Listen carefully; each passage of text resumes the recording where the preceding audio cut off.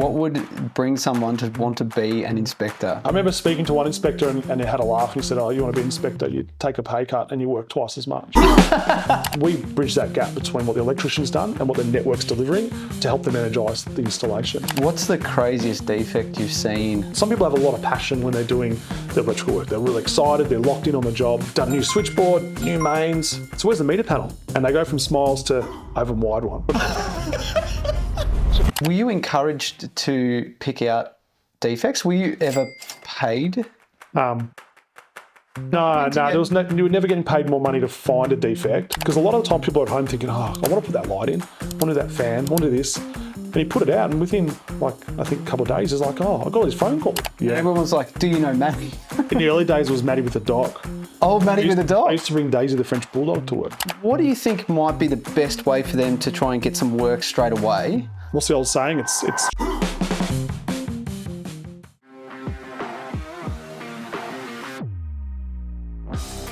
You know when there's a big storm and then your power goes out? Then magically moments later it comes back on? But what happens when it doesn't? Well, in this episode, I speak with Matt Shovelton from MWS Inspections, who's one of those tradies that's running around in the dark and the storm trying to get your power back on ASAP. Matty's been in the contracting game for some time now, and we talk about strategies on how to acquire new customers and also keep some old ones. He's also got an interesting take on those that are in high school thinking about getting into a trade, which is something I love. Now, before we start this podcast, I did want to ask one favour. My mission is to expose as many parts of the trades industry to show the next generation how awesome a trade can truly be. And it all starts by sharing this podcast with a mate. So if you know someone who's thinking about becoming a tradie, whether it's in high school or maybe just a career change, make sure you share it with them. Righto, let's get into it. Matty, you bloody legend. Welcome to the podcast. Thanks for having me on. So I wanted to start this session with a pop quiz. Sure, go for it. For an inspector, this should be super easy for you. So pretty broad trade, very broad. Just as a caveat, I'm just going to give you a couple of clauses and tables from AS 3000, the Bible. All right. And let's see if you can pick them out. Right now, yeah. All right. All right, so table 5.1. What is that?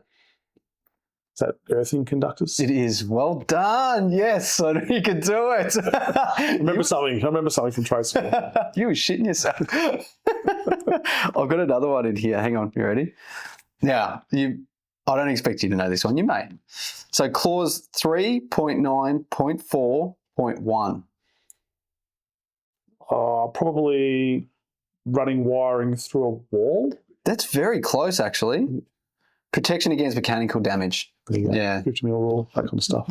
So we were talking before the podcast that it's not necessarily understanding the rules or knowing the rules, but it's knowing how to get to them or knowing that something might be wrong or right or something like that, yeah?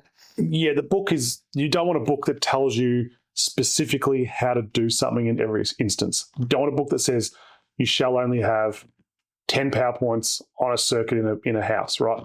You want a book to say it's outcome-based, right? There will be shalls, that kind of stuff in the book that is mandatory, but you want a book that gives you a lot of options to design that installation and deliver it. So, yeah, knowing where to find a clause like that, look at it, understand how you're going to run the cable in certain situations. So if it's got a safety switch at one end, then you can get rid of certain mechanical protections. If you don't, then you have to add mechanical protection or run it in a way that the cable's not going to be disturbed or damaged by, say, someone hanging a picture on a wall. So yeah, you want a book that gives you a lot of options to deliver a product. I don't know what clause it is, but one of my favourite ones in there is so that the cable doesn't have any undue stress. Ah, yes. And that is so broad. That used to come up multiple times in trade school. Like, what does that even mean? Like undue stress? Yeah, undue sagging, like clipping it. And if you can get to run the cable in a certain area that's inaccessible, then it doesn't have to be supported as much. But if it is accessible, you have to have like timbers and roofs and Yeah, it's hard. Some of the old school blokes would say there need to be 500 mil apart, or what was it, 450 or something like Hammer that. length. You used to clip every hammer length. Every hammer length? Just get the hammer, clip. So you just, as a rule of thumb, like. Really? I've never heard that one. That's how I kind of used to do it. Oh, okay. Interesting. Yeah, and then pull the cable really tight.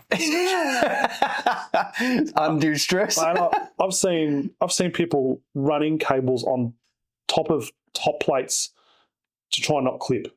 So you see like crappy electrical pages online, people put photos, and they're roughing in houses where they're running it along the top plate of the house in another state, and you're like, I'll just try and close my eyes, you know.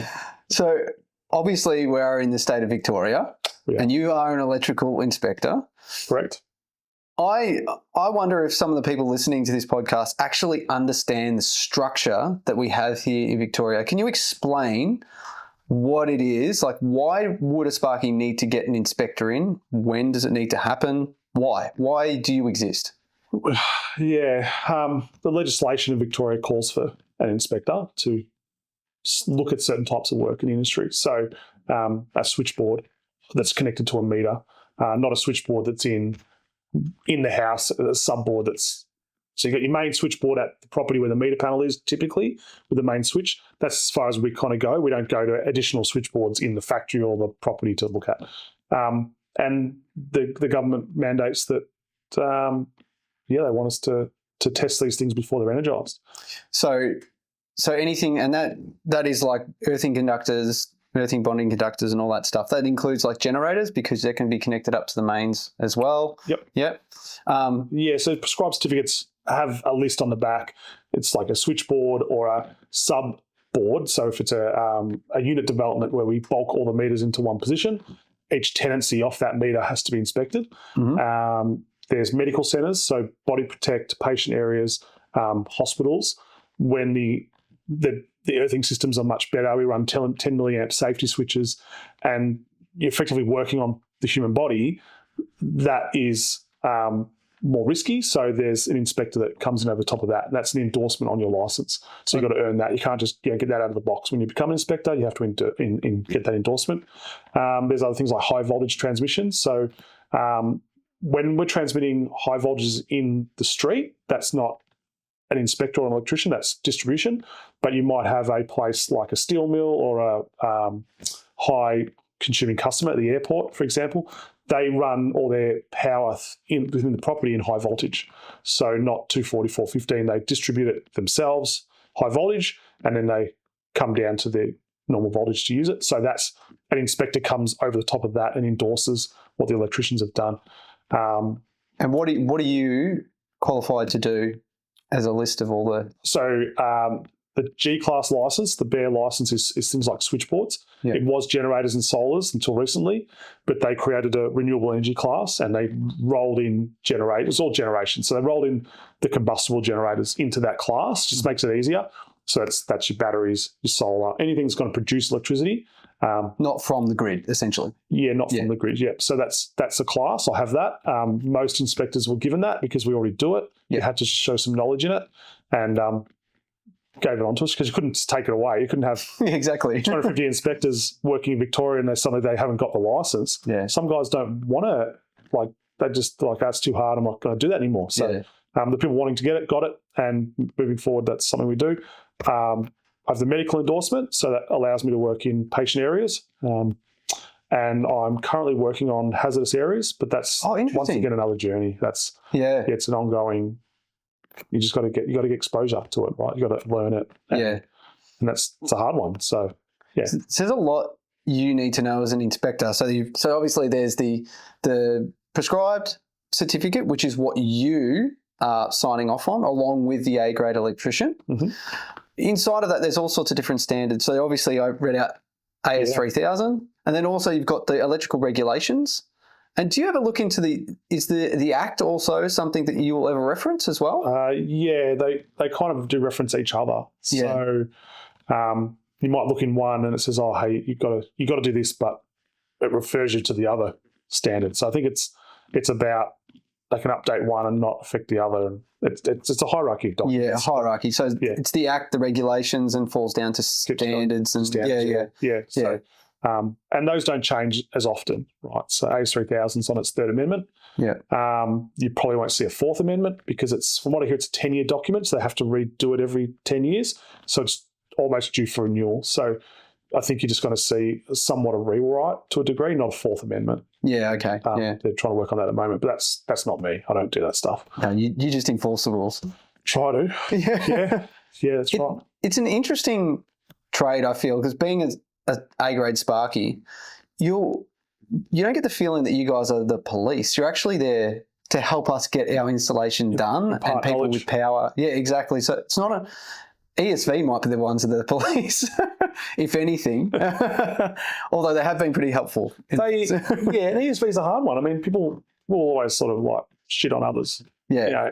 But they don't know, they understand their role. And ESV is about, protecting Victorians and others, people and property, when it comes to electricity. And it's not just in your house. It's distribution networks. It's tree clearing. It's they also work on gas. Like it's energy. So exactly. If there seemed to be, and I don't work there, so I can't comment too much. But if there seems to be an uptick in injuries or deaths, they're coming down, right?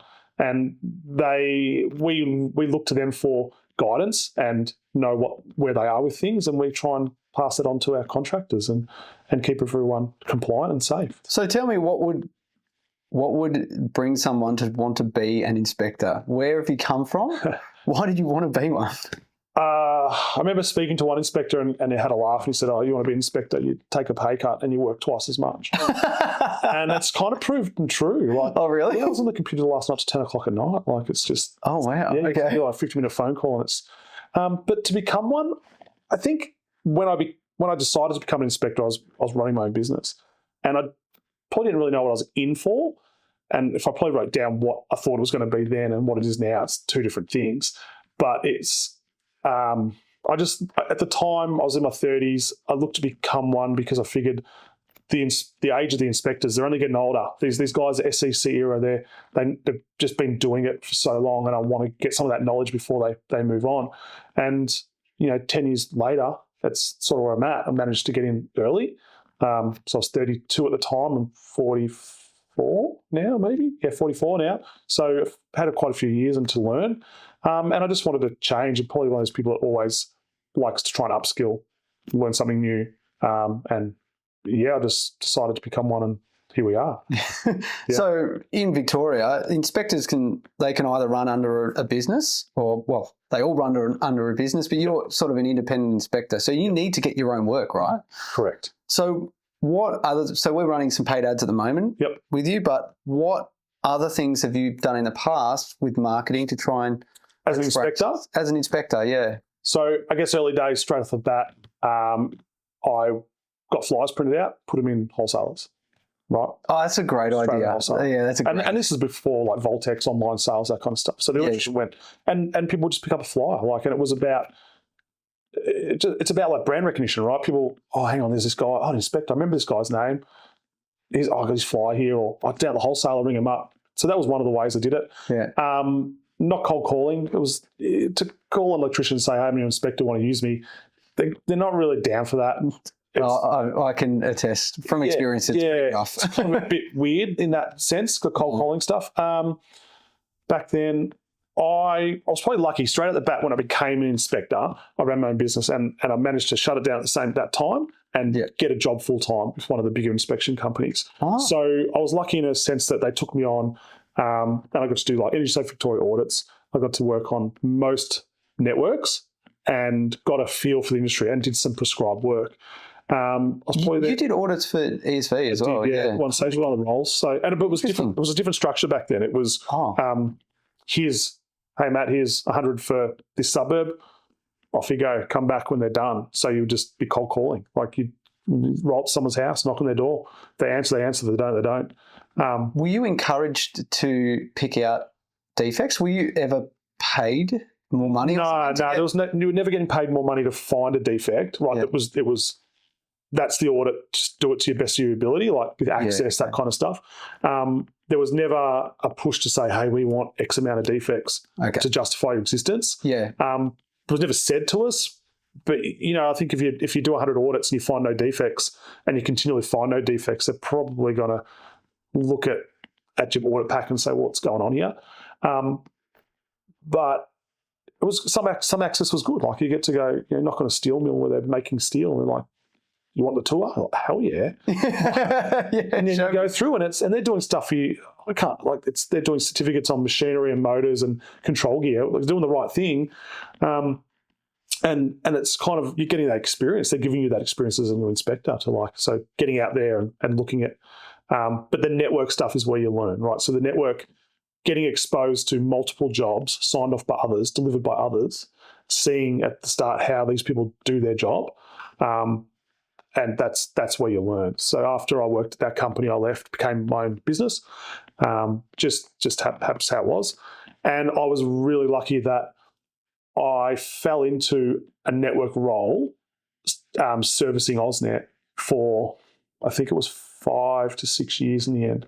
So, wow. Yeah, and to the point where it was daily work. So it wasn't that I was calling up randomly. I was in there daily doing their work, working crazy hours. Like I was driving to Wodonga every day, like 2 days a week, at times 3 days a week. What? Well, because we were servicing the country areas. So AusNet's quite a large network. It's all of Gippsland and it's all of this central area, like the Cranbournes and that kind of stuff. And then it rolls all the way up, basically along the Hume all the way to the border, right, to Wodonga. So the authorities like AusNet need inspectors as well. Yes. Yeah. So I'm not familiar. I thought that they kind of ran with this is their own network and it's kind of self-controlled. The guys do the work. And so you were classifying, or you were inspecting all of their work, yeah? Yeah, so they're really smart there, those networks. They utilise that knowledge. So the inspector's role would be to come in and, could you imagine a linesman having to come and put on a massive steel mill switchboard? It's not their job to know what's going on in there. So we bridge that gap between what the electrician's done and what the network's delivering to help them energise the installation and coordinate things. So, hey, Matt, here's the paperwork for a job. Go out there. It's CT metering, so it's a high current job. It's 400 amps, 800 amps. Tell us what we need to deliver this. So you bring the Sparky. What are you doing? No worries. Have you got a board? Yes, no. Is it around? Have a look at it. Comment on it. Let them fix things. Deliver metering to them. And let the network, hey, we need this kind of truck, this kind of crew. They want a double shutdown. Like it saves sending trucks out regularly to waste time. So we try and basically save time and money for the network. And then on the day, we come in and assist the network guys, the crews, to energise the installation. So just so I'm clear, that would be if you're connecting from network into some sort of distribution down to an LV distribution something. That's what you were working on or inspecting. Not if there was a storm and just an HV line fell down. That doesn't need to be inspected. So no. So the HV line itself falling down, no, that's the linesman. They would work on that. But if the HV line made contact with an LV line, so you see the stacks of power lines, yeah, the LV is transmitting to your house and factory voltages. So we're delivering, say, around here we might have an LV network that's powering 50 homes and the HV comes down. It could be a tree strike, storm, the pole could have caught fire, especially in summer. You get dust on the cross arms, the timber cross arms, and all dusty sitting there, and then a sprinkle of rain comes down and it starts tracking, and the bolts, and it tracks down the pole and it burns, and the cross arm just comes down, right? How many of those? We had one time about 6 years ago on one network where it was ridiculous. So pole fires like 2 a week. Wow. It was incredible. Even everyone was like, this is weird. It was just real hot, dusty, a little bit of rain, that was it. Turns to mud up there. That's all it takes. Yeah, so that HV makes contact with the LV, injects into all the properties, maybe all of them, maybe half of them, and then this is the problem with being on call, is that you get a phone call, hey, come out, and you're looking at, say, 50 homes. You've got to go out there, isolate every home.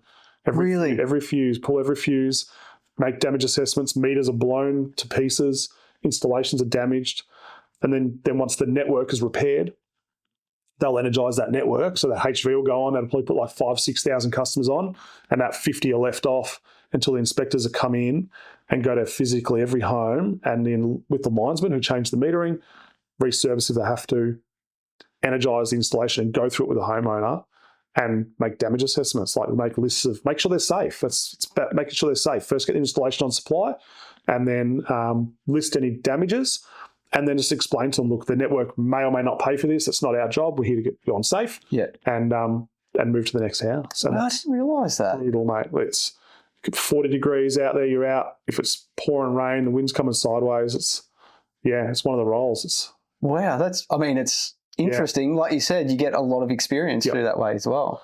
Absolutely, yeah. But it ties you out too. It's one of those roles working on the network that, I mean, I got out after 6 years. I was lucky. I got in there and I did heaps of work. A year on the network was like 4 years as a private inspector. Like the experience you got to see jobs, 10 jobs a day that weren't yours, that other people's, how to do things, how not to do things, what inspectors are doing what tradesmen are doing what, how jobs are delivered, because you have to try and bridge the gap between the network and the customer's installation through the electrician by learning. Exactly, yeah. Yeah, and but after years of like walking the streets and those hours, those after hours, I mean, sometimes I was up at 4 a.m, driving off, coming home at 6 p.m, doing paperwork in the early years. And my wife now is like, is this forever? I'm like, nah, this is just learning, and it's different now. I'd like to get back on the network. I've got young kids, so I want to spend time with. Yeah. And maybe in a couple more years, I'd probably go back on and help them out. But at this stage, I just need to, just do what I've got to do. And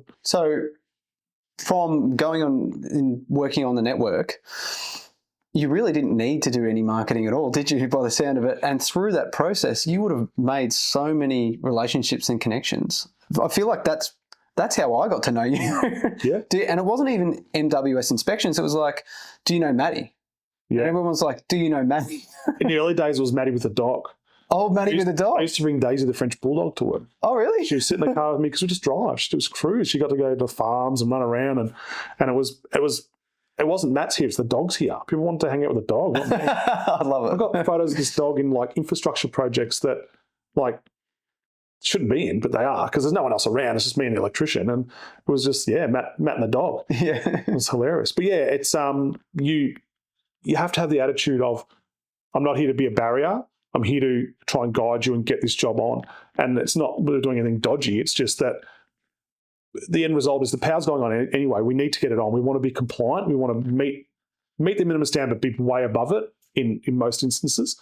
And you're right. Like you work with a contractor and they're like, who are you? Oh, and you see them repetitively, and suddenly they want to use you when you're a private guy. And I've picked up some fantastic clients and great friends now. Like there's people in the industry that now we talk regularly on the phone and chat and the jobs, but it's not about, I'm not coming and signing your job off because I'm your mate. Yeah. They don't want that.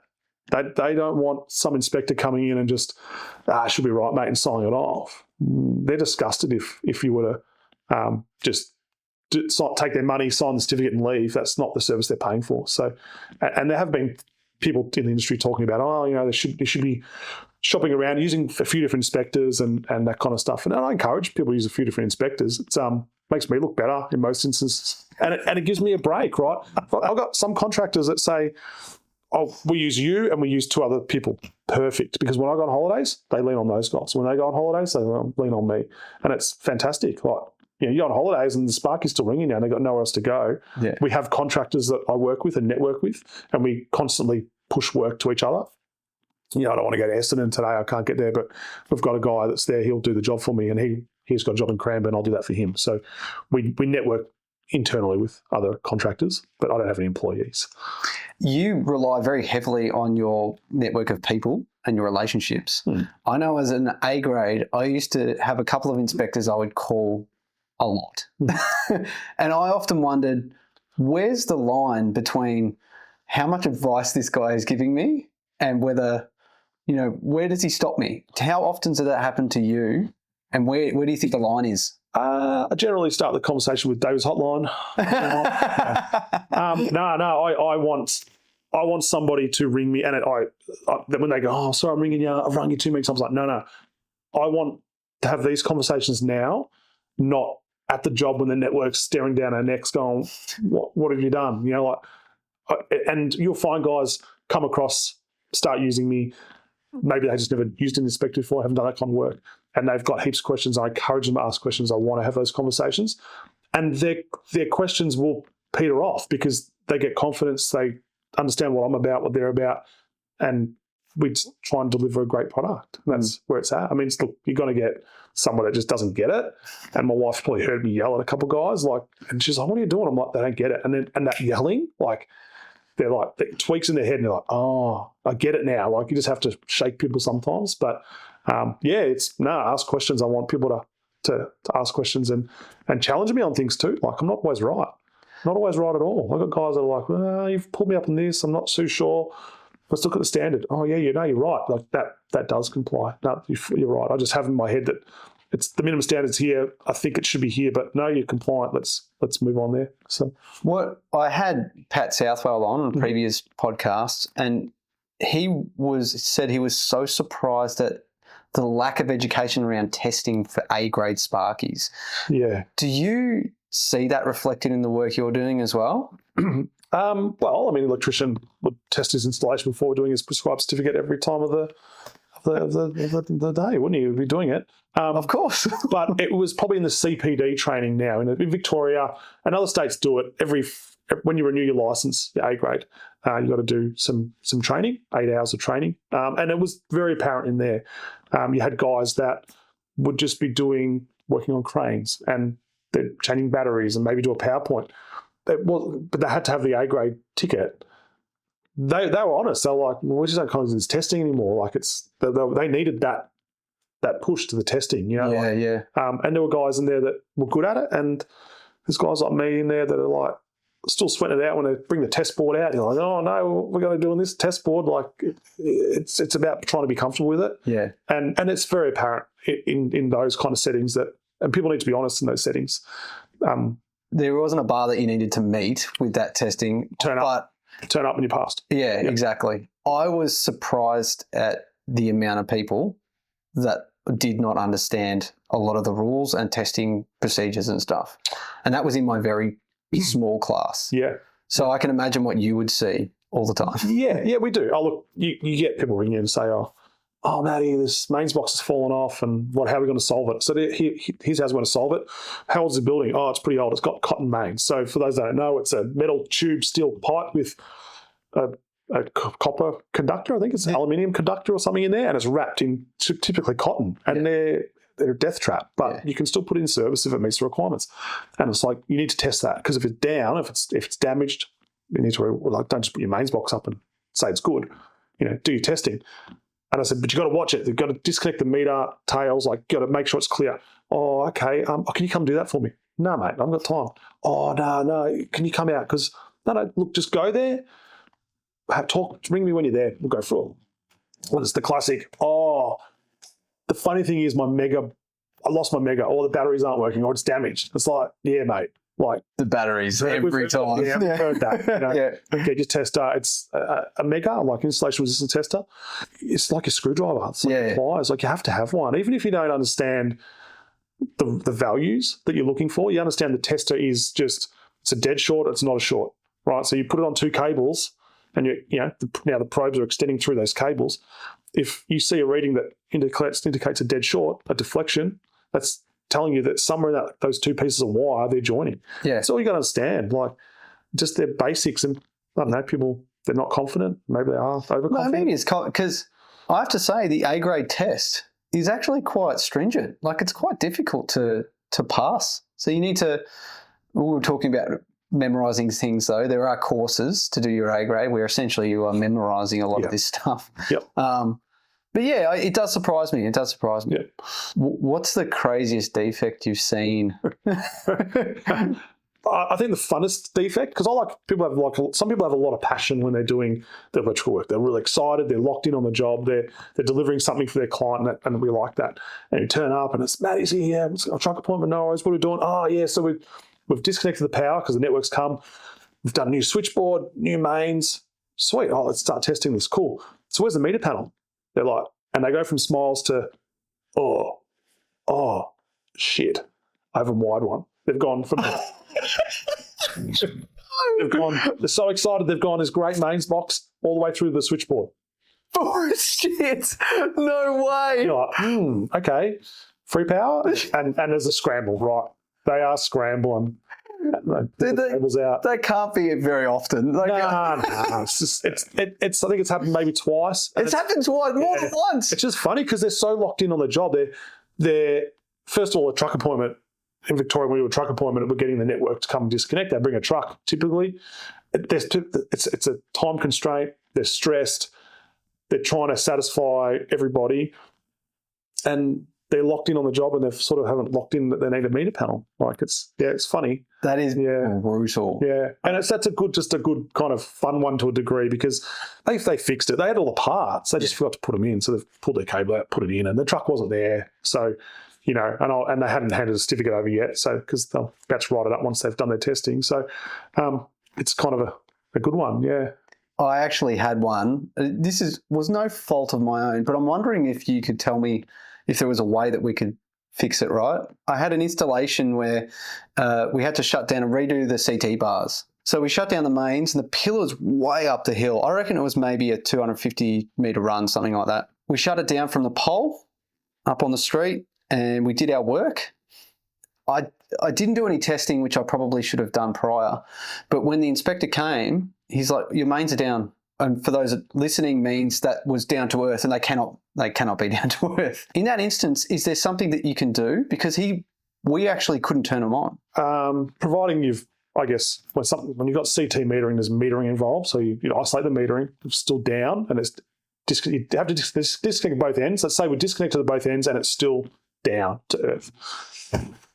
Not much. There's not much you can do. Well, it depends how far down it is, because a longer run is always going to have a worse value as it gets longer. Yeah. So you have to look into the tables in the book and look at the conductor and the lengths and see if it's permissible, right? But if it's got water in it, like not really, no. I mean, you hear stories of people, putting it on supply and heating it up, but how are you going to do that and then take it off supply, have it ready for the network to come and connect? Well, that's the thing. We could never have done it because it was isolated at the pole. Yep. They would have had to been like, well, here's the sill. Like, let's turn it on. Yeah. So no, I think you'd be very rich if you worked out a method to dry the cables out underground. I mean, they're always in water. Yeah, exactly. And that's the risk people run. They're going to do some underground work and they take something off supply. And it's down there, they're in a world of hurt. Can I tell you what it was? You might actually know this fault. Oh, what the fault was on the cable? Yeah. It was at the pillar box. Mm. Do you know a brand of pillar box that might have done that? No. So was it tracking through, say, the timber malamite? Correct. Yeah. I don't know a specific brand, but I have seen it. Yeah. Because we have a malamite panel, like a timber panel, and they drill studs through. Is that what you're saying? And they've got a nut and a bolt. Yeah. And somehow it tracks through the. Yeah, I've seen it, but I couldn't tell you a specific brand. Yeah, I do know the brand. I won't say it, but it's it is a known fault apparently. As the inspector looked at it and went, I bet you it's going to be this. Yeah, and that's why it pays to disconnect and clear both ends and do testing, not just assume it's in the ground. So moving on to back onto the marketing side of it. Yep. We were talking before about your paid ads and stuff like that and other stuff that you might be doing. If someone who might be struggling in their business, somebody, a small tradie, for instance, what do you think might be the best way for them to try and get some work straight away? What's the old saying? It's cheaper to retain a customer than find a new one. I was hoping you were going to say this. This is one of the things we do with our clients. We try and mentor them, right? So I had a client the other day, he goes, I'm a bit quiet on work. And how long have you been in business for? Oh, quite a few years. Get MailChimp. What's that? It's an email marketing program, right? Oh, so go into Xero. It just tells you in the system how to pull out all those contacts, dump them into MailChimp, write up a newsletter, an offer, just a hey, I'm here kind of thing, and send it out. Try and send it out on a weekly, monthly basis, just to tell your customers you're still around. Because a lot of the time people are at home thinking, I want to put that light in, I want to do that fan, I want to do this. And he did it, and I said to him as well, if you have a problem, let me know. We'll show you how to use that piece of software. And he put it out, and within, I think a couple of days, he's like, I got all these phone calls.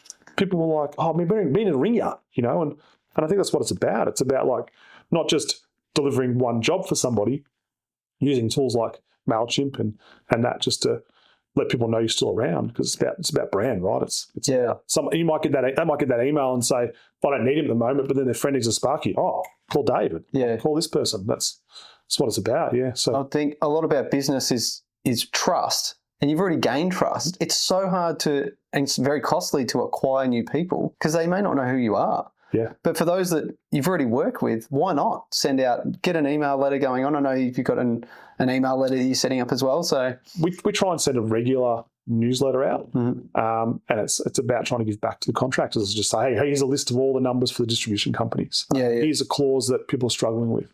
Here's some information from Energy Save Victoria that they're putting out. We try and just deliver some information.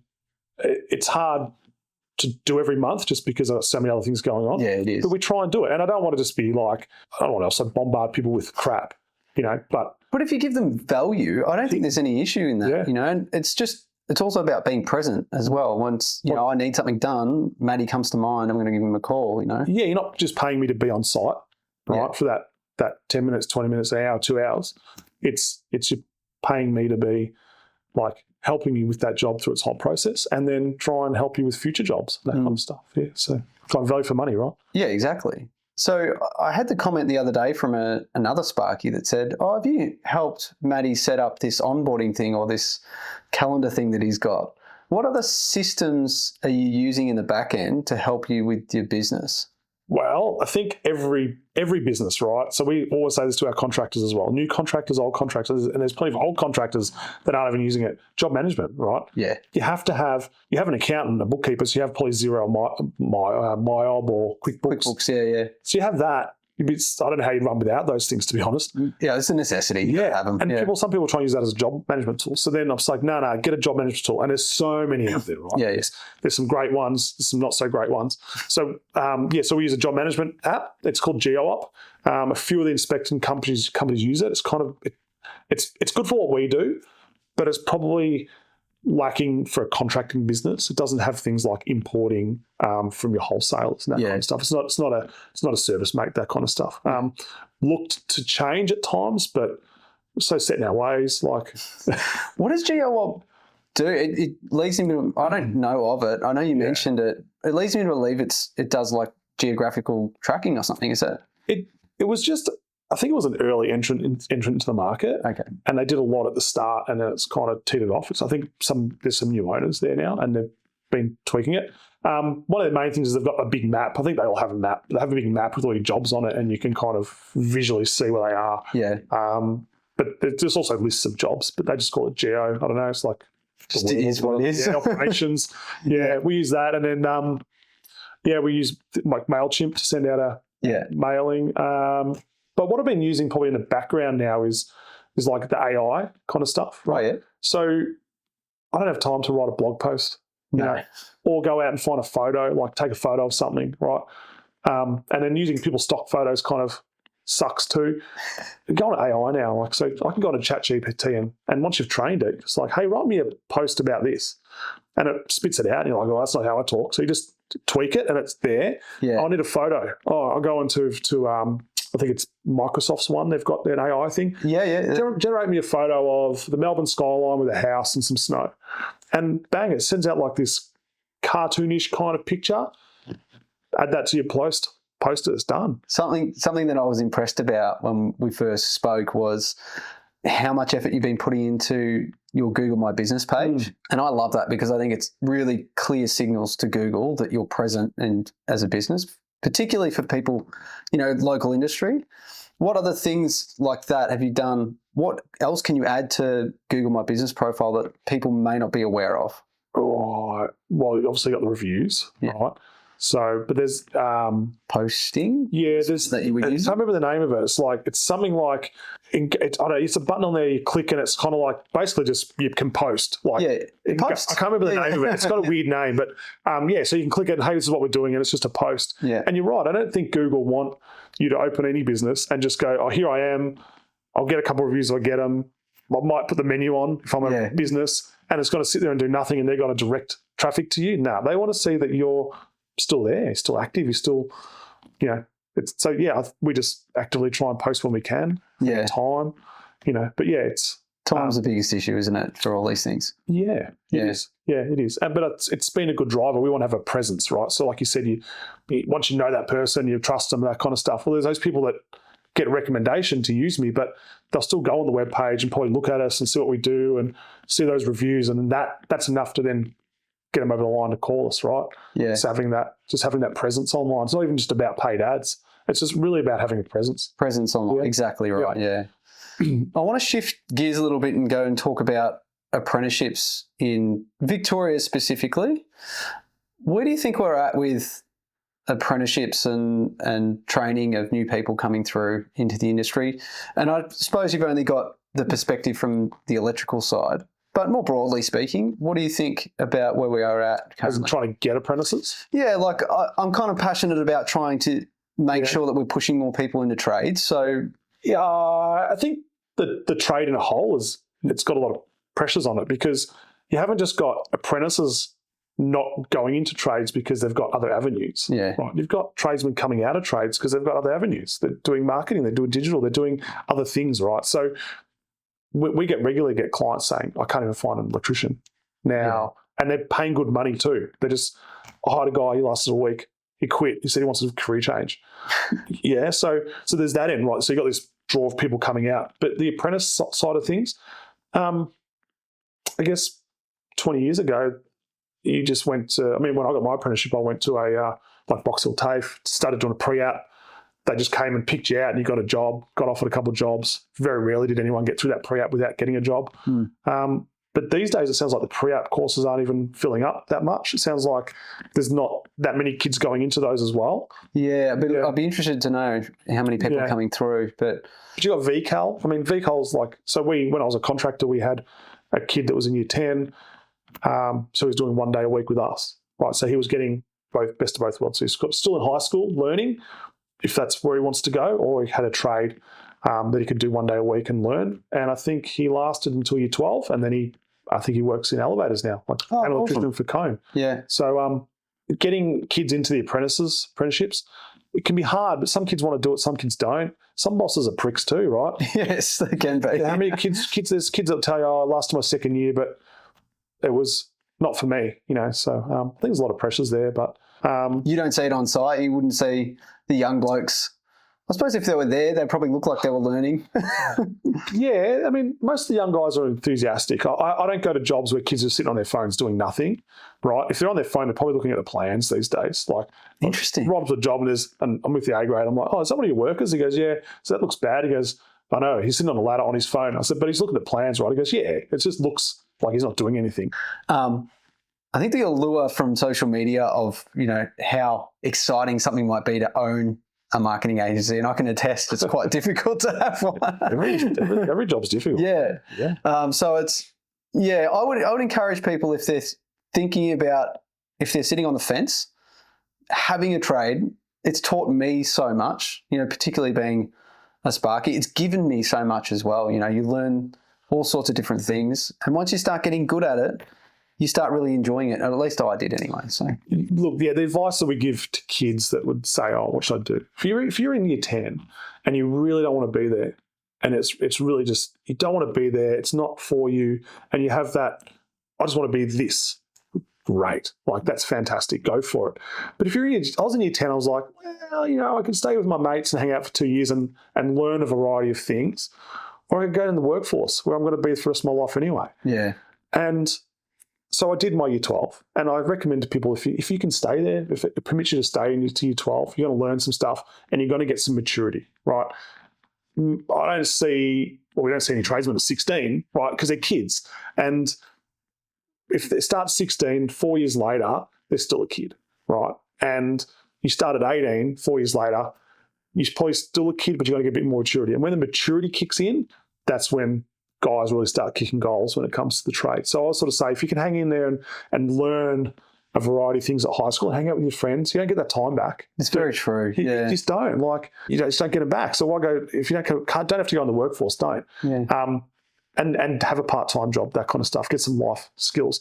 But don't then come out of high school and do nothing for 10 years, because you really either want to do a uni degree, so you've got something. I'm not saying uni degrees for everyone, or get into a trade, do your 4 years, because you leave high school, you do your 4 years, you're kind of around that 21 years age. Well, then if you want to go travel, you've got a trade ticket. Exactly. You can step out and travel. You've earned some money. you can probably afford to travel. You can't drink in America unless you're 21. Yeah, so there's no point going to 18. So I sort of say to guys, like, high school's about learning a lot of little things. Apprenticeship's the same. You're learning a lot of little things in the trade, trying to work out where you want to be. And then, I mean, geez, like your career as a tradesman is the same thing. You're learning bits and pieces and trying to work out where you want to be in the industry. And that's going to be your career for the next 20, 30 years. So, and if you don't like it, or you can step out or do something else, management role, plenty of trades we know on the tools now, they're in management roles. Yeah. That kind of stuff. Well, they can be an inspector. They can. Absolutely. Yeah, absolutely. Yeah. Yeah. It's a rewarding, it's very selfish. Like, I get to go to a project that you're doing, help you with it, see you succeed. I get something out of that. I get like, this is great, like watching you succeed. And it's quite selfish to a degree. Like, I put effort into it, but not as much as the tradesmen are doing the jobs. Yeah. And my role is to, I'm working with, say, 700 different contractors, is to impart information to everybody, not intellectual property, not, this is how they do it, this is what they charge. It's, this is how to deliver the job. Like, they got pinned for this, so we need over here, like across the industry, we need to raise the level. Like, ESV want a certain wording on a certificate, cross our board, let's do that. Push that. Someone doesn't like this sticker, let's use this sticker, this product, this Melamite panels tracking. Don't use that, use this. Like, it's about raising the standard and trying to get it right every time. So for those listening that need a new inspector, can they reach you? MWS Inspections, .com.au, and you can look up my phone number, email, that kind of stuff. You're all over Google, mate. Yeah, it's just, look, give us a call, we'll have a chat. Happy to help, even if you don't use an inspector that often, right? There's guys that, I swear, they've sent me one job in a year, but they still regularly ask questions. That's fine. I've got no problem with that. I want to try and guide the industry and make it better. Well, Matty, thank you so much for coming on the podcast. Pleasure. Cheers. Righto, that was Matt Shovelton from MWS Inspections. Thanks so much for coming on, Matty. Now, I said this at the beginning, but if you could share this with somebody that you think would benefit from this podcast, that would be amazing. Also, share this with your mum. This has been the Digital Tradie Podcast. I'm David List, and until next time, make sure you're creating some legendary content.